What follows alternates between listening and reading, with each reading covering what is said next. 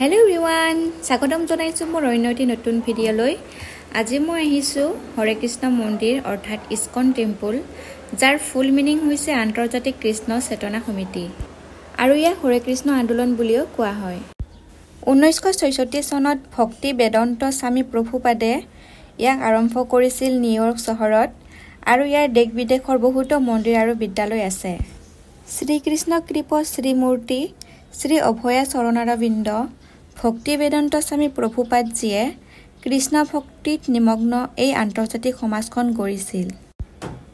গুৰু ভক্তি সিদ্ধান্ত সৰস্বতী গোস্বামীয়ে প্ৰভুপাদ মহাৰাজক কৈছিল যে তুমি ডেকা উজ্জ্বল বিদেশত কৃষ্ণ ভক্তি বিয়পাই দিয়া, আৰু আদেশমতে তেওঁ 59 বছৰ বয়সত সন্ন্যাস গ্ৰহণ কৰি গুৰুৰ আদেশ পালন কৰিব চেষ্টা আৰম্ভ কৰে আৰু অক্লান্ত প্ৰচেষ্টাৰ অন্তত তেওঁ 70 বছৰ বয়সত নিউয়ৰ্কত শ্ৰীকৃষ্ণৰ ভৱনমৃত সংঘ প্ৰতিষ্ঠা কৰে। নিউয়ৰ্কৰ পৰা আৰম্ভ হোৱা কৃষ্ণ ভক্তিৰ বিশুদ্ধ ধাৰাটো অতি সোনকালে পৃথিৱীৰ প্ৰতিটো কোণলৈ বৈ যাবলৈ ধৰিলে আৰু বহু দেশত হৰে কৃষ্ণৰ পবিত্ৰ স্তৱত অনুৰণন হ'বলৈ ধৰিলে। আৰু এই হৰে কৃষ্ণৰ মন্দিৰতে আইফোনৰ মালিক অন্ন খাবলৈ আহিছিল, তাকো 7 কিলোমিটাৰ ভৰিৰে খোজকাঢ়ি। আৰু এতিয়া তেখেত আইফোনৰ মালিক। গতিকে ভাবি চাওকচোন মানুহ ক'ৰ পৰা ক'লৈকে যাব পাৰে। আৰু এই হৰে কৃষ্ণ মন্দিৰত সৰল নিয়ম আৰু সকলো জাতি ধৰ্মৰ প্ৰতি সমতাৰ বাবে অনুগামীৰ সংখ্যাও বহুত বেছি। আনফালে এই মন্দিৰত কৃষ্ণত মগ্ন হ'ব বিচৰা প্ৰতিজন ব্যক্তিক আদৰণি জনোৱা হয়। প্ৰভুপাদজীৰ অক্লান্ত প্ৰচেষ্টাৰ বাবে 10 বছৰৰ কম সময়ৰ ভিতৰতে সমগ্ৰ বিশ্বতে 108টা মন্দিৰ নিৰ্মাণ হ'ল আৰু বৰ্তমান সময়ত ইস্কন গোটৰ 400ৰো অধিক মন্দিৰ প্ৰতিষ্ঠা কৰা হৈছে আৰু সেইবাবে ইয়াত ধুনীয়াকৈ স্বামী প্ৰভুপাদজীৰ এটি প্ৰতিমূৰ্তি ৰাখি থোৱা হৈছে।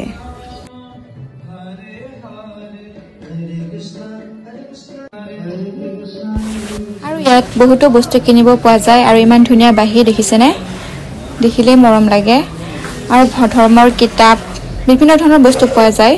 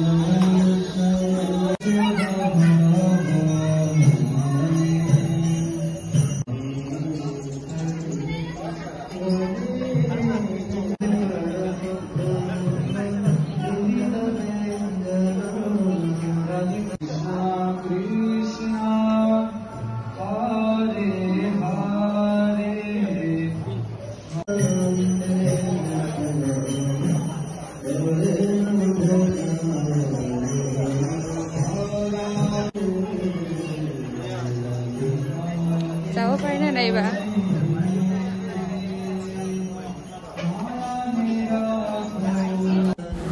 আৰু মোৰ দৰ্শন কৰা হৈ গ'ল আজিৰ ভিডিঅ'টি ইমানেই আছিলে যদি ভিডিঅ'টি চাই ভাল পাইছে লাইক কমেন্ট এণ্ড শ্বেয়াৰ কৰি দিব আৰু যিবিলাকে মোৰ প্ৰথম ভিডিঅ'টি চাইছে তেওঁলোকে সাবস্ক্ৰাইব কৰি দিব তেন্তে আজিলৈ আহিছো ধন্যবাদ